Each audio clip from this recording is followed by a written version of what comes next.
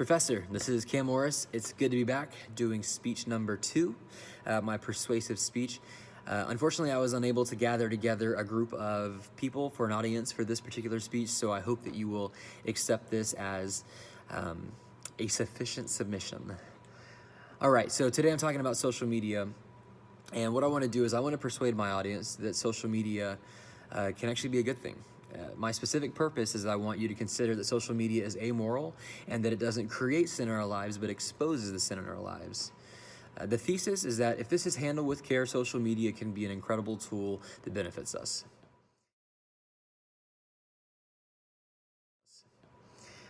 So first, and most importantly, can you believe that in social media, here in 2018, the average human being spends 135 minutes a day, every single day, on social media? How have we found time to play on Instagram for 2 hours a day? If you're listening to this, then odds are you're probably a social media user. And if not, you're still probably someone who has an opinion on social media. And so as you continue to listen to the world and all the things that are kind of circulating the conversation on social media, I hope that you'll keep this speech in consideration. Again, my thesis is that if handled with care, social media can be an incredible tool that benefits us. What makes me credible to speak to this is I run communications for my church, including all social media, web, app design, everything. And I also have 2 Instagram accounts that total over 100,000 followers. So I have a few opinions on this and why I think it can be good. So to transition, I think we'll talk about how my speech on social media is actually a good thing, so we'll focus on the why not. Why not? Because we idolize the platform. As of 2017, daily social media usage of global internet users amounted to 135 minutes per day. This number is up from 2016, which was at 126 minutes. That's 9 minutes more every single day.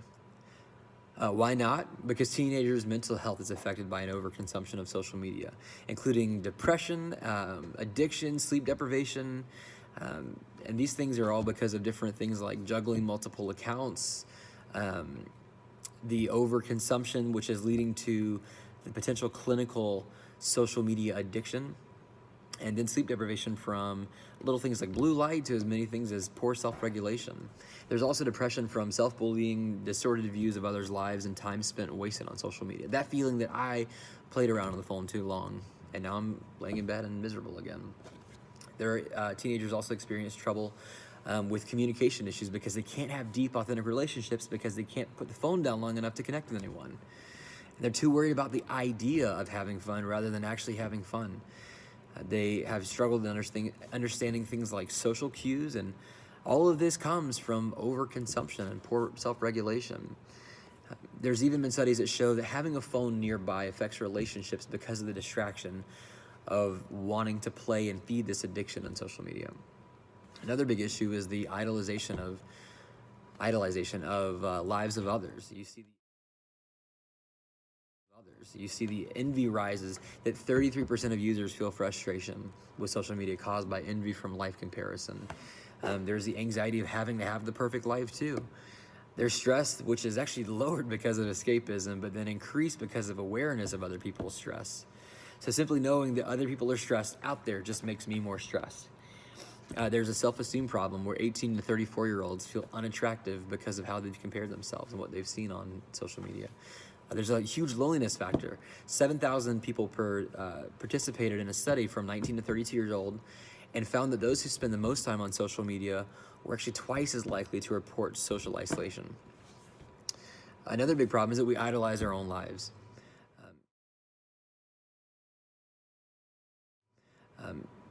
Crazy enough, if we spend enough time on social media, we can actually have our moods affected by other people's moods, good or bad.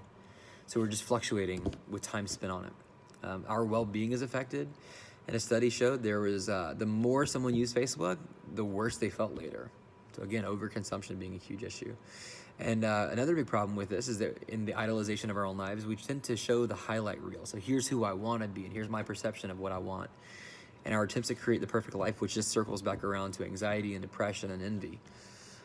So these are some of the things. I'm scathing the surface here. So now that we've established some of the whys, why nots, let's look at what happens when we use social media well.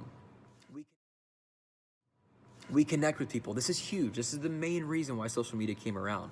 I can't be with someone physically, so I create an avenue online to allow me to connect with you. So there's a mom who surprised her son with 60,000 Facebook friends. He felt unloved, and she felt like if she could show him that people loved him, he would have some value in life. 60,000 people added his friends on Facebook to a 9-year-old. There's the Ice Bucket Challenge craze that raised $115 million for ALS on social media, which is incredible. And there's a Burger King baby. A 6-month-old baby was left at a Burger King 30 years ago.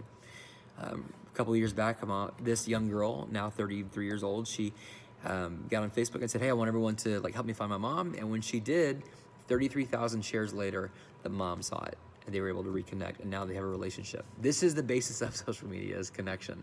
We get to inform people. Social media increases voter participation and helps with social change. It provides academic research to a wider audience, allowing people to access previously inaccessible educational resources. After terrorist attack, we can mark ourselves as safe during those. We can actually help and inform and protect others from being a part of those things, which is an awesome opportunity to inform and protect. There are 5 ways that social media was actually used during Hurricane Harvey, which we see in a couple other scenarios from other similar kind of disasters. People posted their addresses and help for crisis. Facebook groups let people needing rescue post their addresses. People posted offers to help in places of refuge on Instagram. An online map helped locate people in need and relief for resources, and people offered shelter through Airbnb. We get to grow through social media. Professional networking sites like LinkedIn greatly assist companies and job seekers find work, which is literal growth. According to success.com, social media helps reduce loneliness of senior citizens who are socially isolated. And I think this goes back to self-regulation. If I can focus on regulating my time, then I can use this well. And if I can stop idolizing the system and the platform, I can grow. So I'd like to present my conclusion in that.